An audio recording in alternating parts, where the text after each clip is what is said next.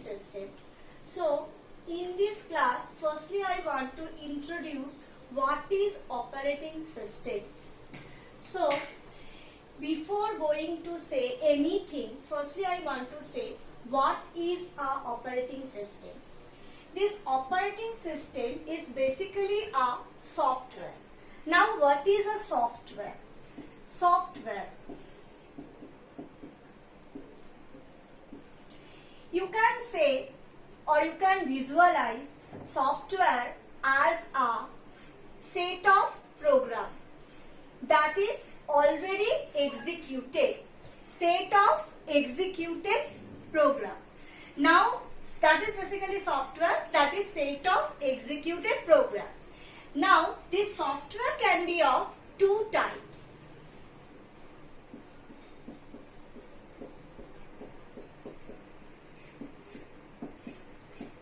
Application software and system software. Now application software is basically a software which is built for a specific purpose, just like for example Word, media player, etc., by which we can do some specific job. But operating system is not a application software. It is basically a system software. Now what is system software? The main functionality of the system software is what? It will drive hardware. It is basically make ease to use hardware. So now we know what is operating system. Operating system is basically a system software. Now here you can see I have written that operating system act as an interface. Interface between user and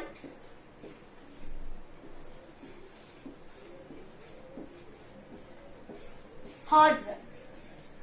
So firstly I want to say what this interface means.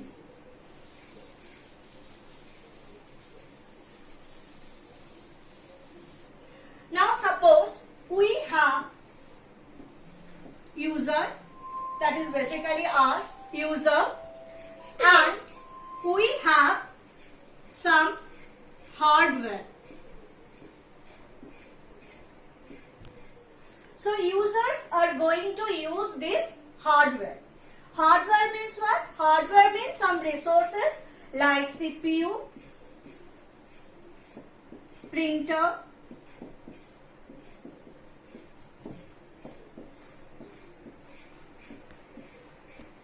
memory, etc.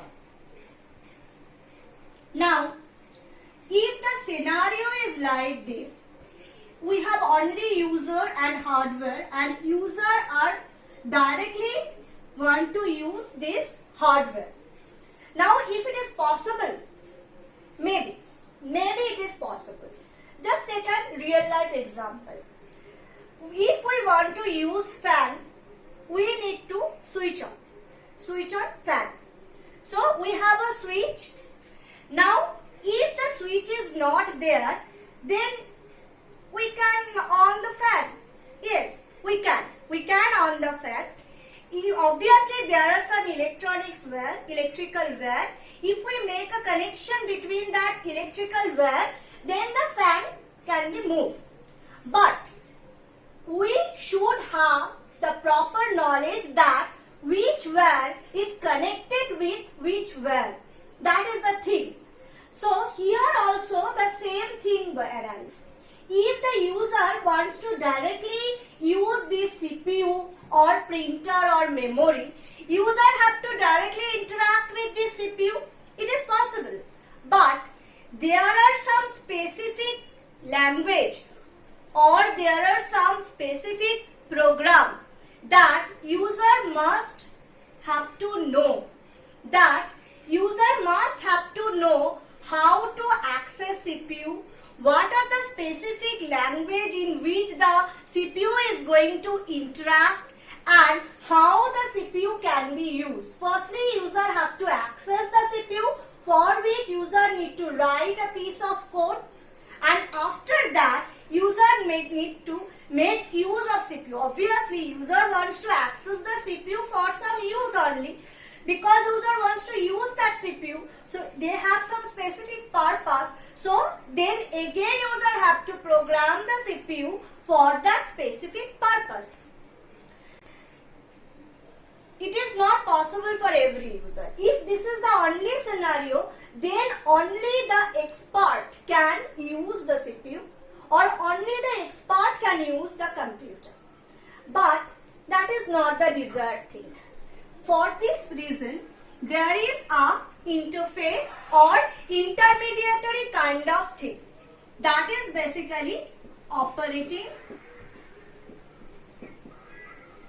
system. Now what is this? Basically, operating system make the environment in which user can interact with the hardware. Whatever instructions come from the user, operating system convert that instruction in such a way that it can interact with the CPU. It is actually act as a intermediary things. So in this way, basically operating system can act as a interface between the user and the hardware. Basically, it creates an environment in which user can use the hardware. And not only user, if we want to run software in a computer system, then also the software, for running the software, it requires some hardware resources. Now, for then also operating system act as a intermediary. So basically, operating system is that without which the user can use, but it is a very much tough thing. It is only for the experts. It is not for the common people than the computer system. Only very few number of persons then can use the computer system. So basically we can see user is going to interact, user or software is going to interact with this operating system, and whatever instructions come from the user or software, operating system is going to pass that instruction to the hardware. That is basically the scenario, and for this reason we are going to say operating system is an interface. And for another example, we can say another example, operating system is basically create the environment, just like the government. Government is going to create the environment of our country, and in that environment all other systems like the electricity systems, like the police, the law system, all other systems, the financial systems, all the systems will act according to the governance of the government. Government is not directly do anything. Government is just create the interface, the environment, and operating system is basically just like the government. Okay. So now I am going to discuss about different functionalities of the operating system.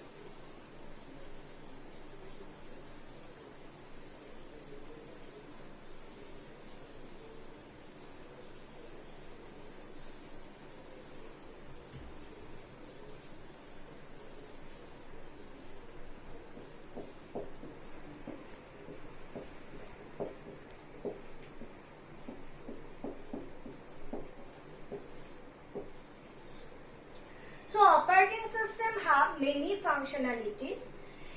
The first thing, the most important functionality of the operating system is what?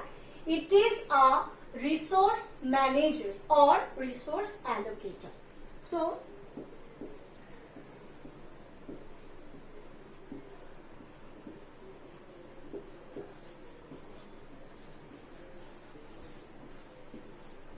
operating system is going to manage all the resources that we are going to use in the computer system. So who are these we?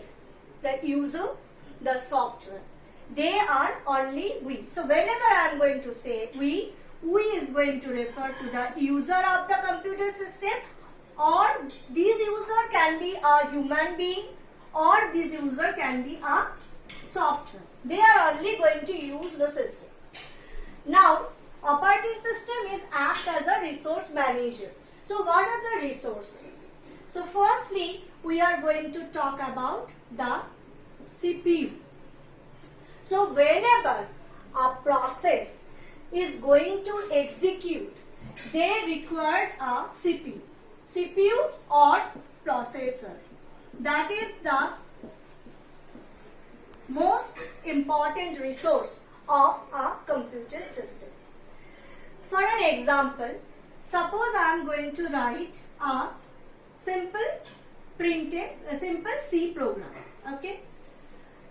Suppose I am going to write a simple C program. I want to print a hello message. So I have written a simple C program, that hello.c. So whenever this program is written, it is going to save. So now it is in a .c file. Now whenever it is going to execute it is going to become a process. But for this execution, it's required one a CPU or processor. Now, not only this program, you can, if you go to the task manager, you can see at a time multiple program is executing, multiple things is going on in your system. So, whenever that multiple program is going on, the main thing is what? For a uniprocessor system, that is a system which is having only one processor, this one processor can be allocated to only one process. So, now in this context, the main job of the operating system is what? That the processor is allocating to which process. So we are going to allocate the processor to the process. Maybe in my system we have P1, P2, P3, multiple processes are executing at a time. But multiple processes cannot access a single processor at a time. And the main thing is what? For execution, processor is the must need thing. So whenever a process is going to execute, the processor is required. At a time, many processes can execute, but we have only a single processor.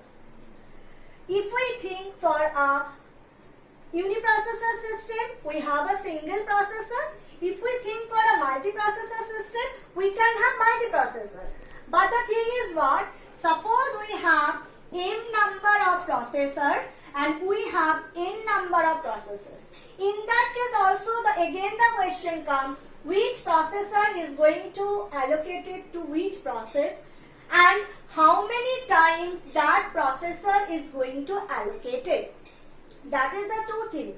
First thing is which processor is going to allocate it to which process. Which processor is going to allocate it to which process, that is the question for a multiprocessor system. If we think for a uniprocessor system, a single processor is there. So now the question is what? Which process is going to have that processors? Which process? If P1 or P2 or P3, only one process can have it. That is the first thing.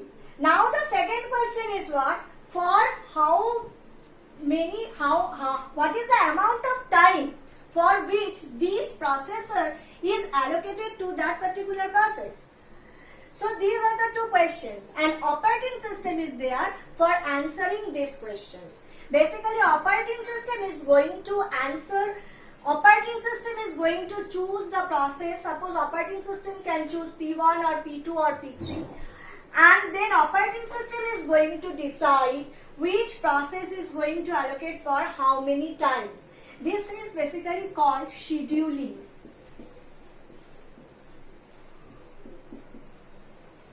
We are going to discuss this scheduling later in the next chapters. but this thing is basically called scheduling. So this is how operating system act as a processor manager, or operating system manage the processor. Now we are going to come to the next resource.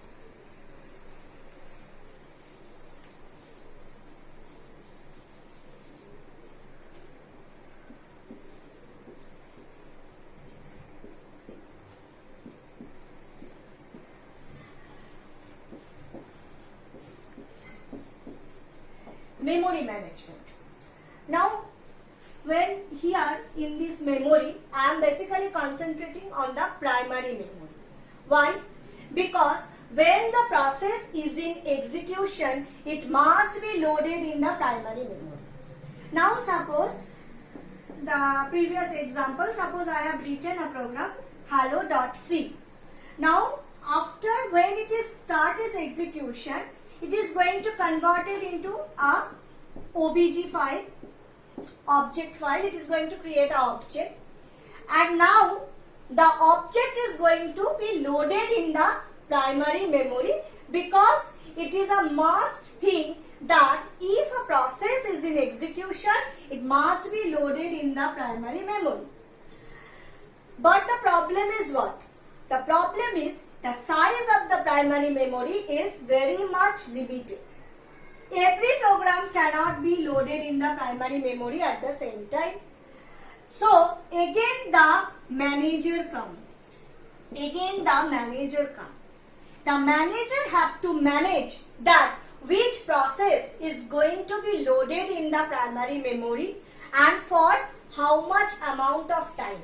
And whenever, suppose there is a process P1 that is going to be loaded in the primary memory, but the memory is full at that time. So obviously there must be some other process, suppose P2, that should be swapped out from the primary memory, and P1 should be swapped in the primary memory. So the total thing is going to be managed by the operating system, the resource manager. The operating system is going to decide that which process is going to be loaded in the primary memory. For doing that, operating system maybe have to select some another process which is going to be swapped out from the primary memory. And the operating system again need to decide that for how much time P1 is going to be in the primary memory, or when P1 is also going to be swapped out. The swap in and swap out, that is the thing the operating system have to do for manage the memory, because the memory size is limited.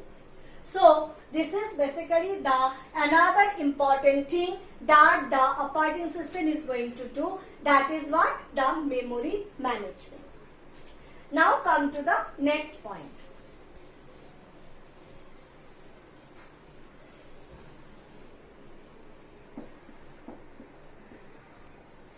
That is input-output management. Now you know we have some input-output devices. So for example, printer is a output device. Now again the same thing can be happen. Maybe there is a printer in your system. This printer is allocated to, connected to a computer system, and maybe there are many other computer system is connected with the printer, and maybe some again multiple processes are there. They are wish to print in something. Again we need to schedule that printer, because at a time only P1 can print, or P2 can print, or P3 can print. Again operating system come in the picture, and it make a schedule when P1 is going to access this printer, maybe after that P2, and maybe after that P3. So again these three cannot at the same time, they cannot access the printer. There must be a queue, first P1, then P2, then P3, like this. And this queue is made by the operating system. So this is basically another important task that is performed by the operating system. Basically they are the manager. They are going to manage every resource associated with the computer system, and whatever resources is required for the execution, operating system is going to manage that, because they are the manager of the total system. Now another thing is there, another important thing that the operating system is going to manage, that is storage.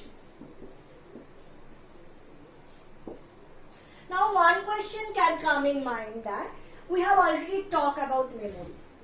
So memory is and storage obviously, but whenever we are going to talk about the storage management, basically I am trying to talk about the disk or disk management. Okay. So basically I am going to interested in talking about the disk, that is basically the secondary storage, because I have already talked about the primary storage. So disk management. Now disk management, I have already talked about, we have a memory, primary memory. We have some process that is going to be swapped in the primary memory. Maybe at that time in primary memory we have a process P2, that P2 is going to be swapped out.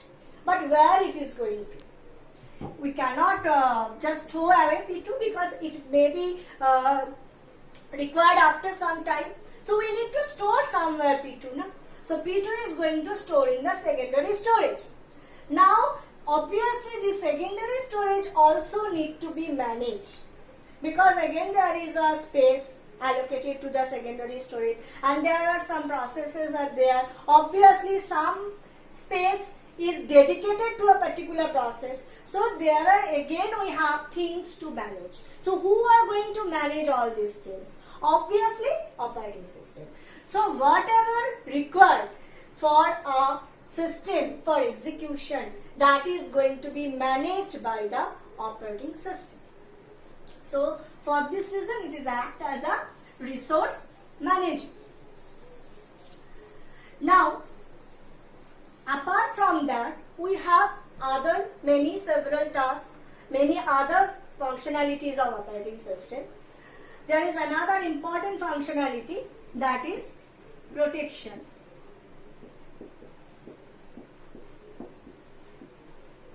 Or you can say security.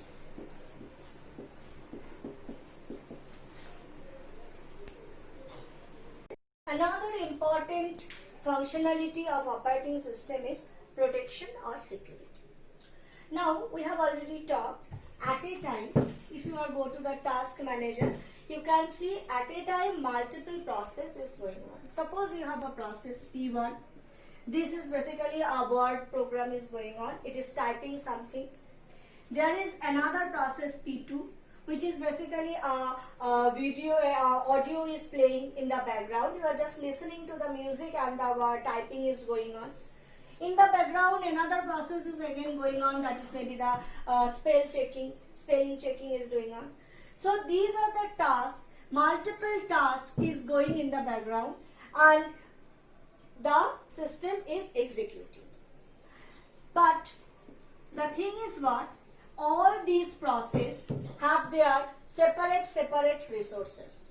All these processes have their separate resources. This P1 have a separate storage, P2 have a separate storage, P3 have a separate storage area dedicated to them. And obviously their processor time is already dedicated to them.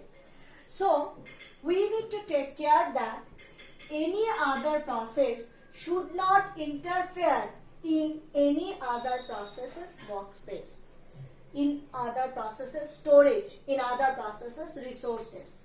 Then only the error is going to be occur. So that is the things should be taken care in protection. And another also very important thing, obviously they are the user of these different processes. And if the user don't have permission to access a process, the user should not access that process, should not able to access that process. So these are the things we need to take care. And obviously operating system is there for us. On behalf of us, operating system is going to take care of these things. Operating system is going to take care that only the authenticated user can access a process. And not only the authenticated user. Authenticated user, maybe the user is authenticated for only read, or maybe the user is authenticated for write also, or maybe the user is authenticated for the execution. So these are the types of authentication they have. So obviously the user which have the proper authentication on a particular process P1, they can only access that process in that particular authentication mode. And operating system is going to take care about that. Now that P1 process, some resources are dedicated to that P1 process. Operating system is going to take care that P1 process can only use that resources is available with that already allocated resources. P1 process is not going to access the resources which is already allocated to P2 or P3. So these are the things come in this protection and security category. Operating system is going to take care about that. So these are the functionalities. We have many other functionalities of operating system. I have discussed in brief only. We have separate chapters for all these. We have separate chapters for protection security. We have separate chapters for process scheduling. We have separate chapters for memory, storage, I/O scheduling. So all for these we have separate chapters. Only this is in the introductory class I have discussed only in brief what are the functionalities of the operating system. Now I am going to discuss another very important topic.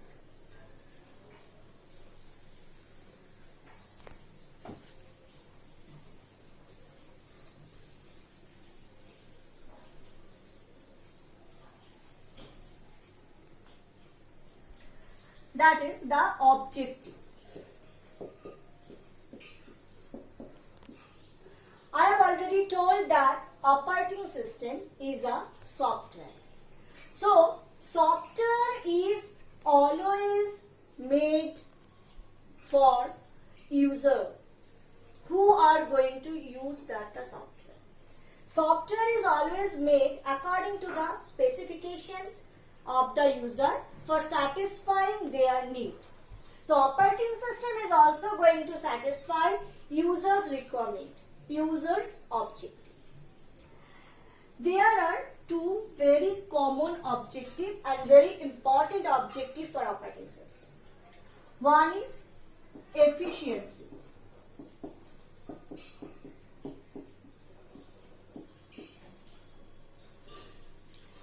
Another one is the user friendliness.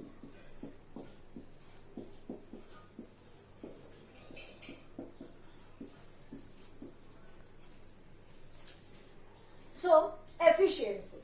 Obviously, user required an efficient operating system.